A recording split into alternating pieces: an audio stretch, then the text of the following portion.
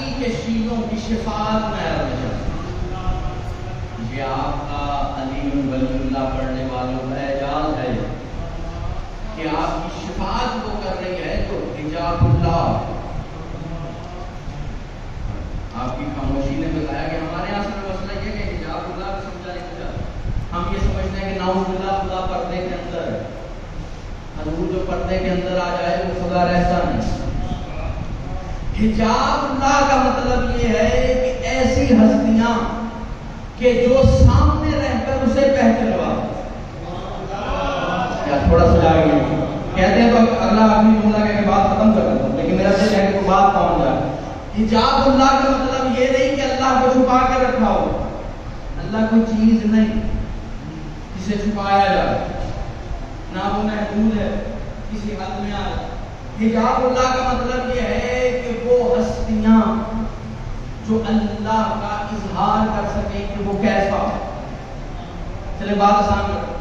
14 حجاب ہوتا ہے, بولیں 14 حجاب ہوتا ہے, لیکن ان 14 میں 13 الگ ہیں, سیدہ اکیلی الگ ہے.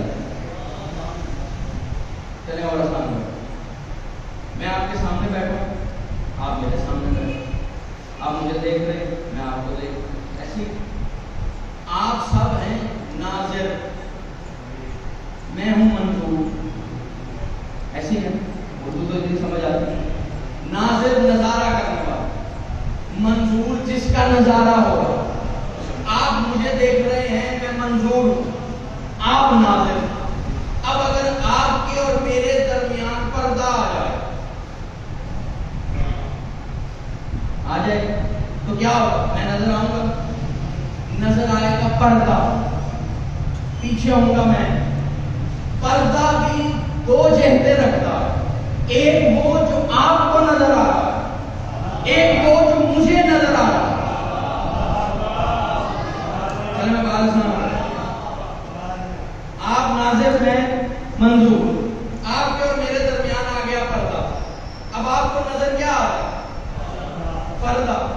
پردے کی ایک سمت ہے آپ کی طرف, ایک سمت ہے میری طرف.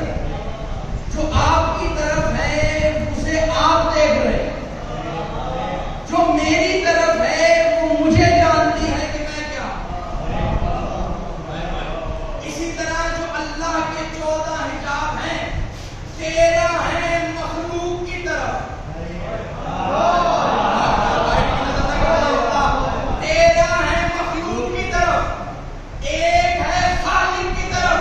جو مخلوق کی طرف ہیں وہ 13 ہیں, جو خالق کی طرف ہے اسے سیدہ کہتے ہیں.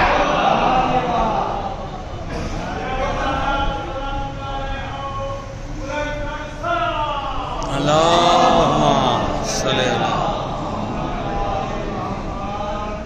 اب حجاب اللہ کا عقد ہے, نفس اللہ کا.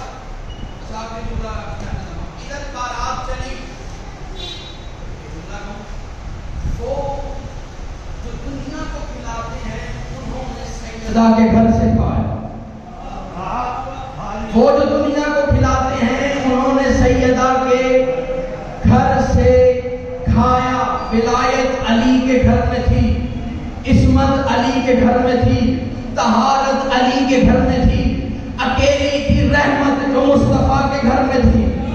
جاگنا آخری جملہ ہے, اکیلی تھی رحمت جو مصطفیٰ کے گھر میں تھی.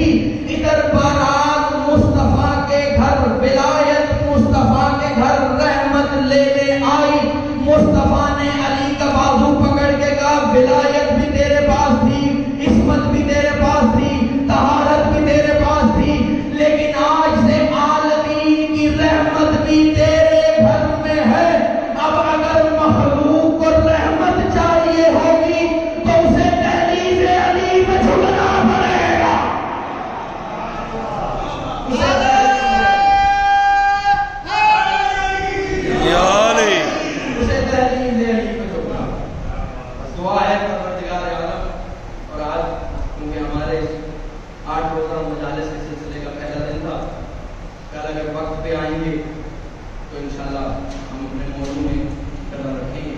دعا ہے پروردگار عالم اس صبر کے صدقے میں جن کے گھروں میں بیٹیاں جوان ہیں پروردگار ان کی اچھے کو عطا فرما، سب کو اپنی ذمہ داریاں بہتر طریقے سے ادا کرنے کی توفیق عطا فرما۔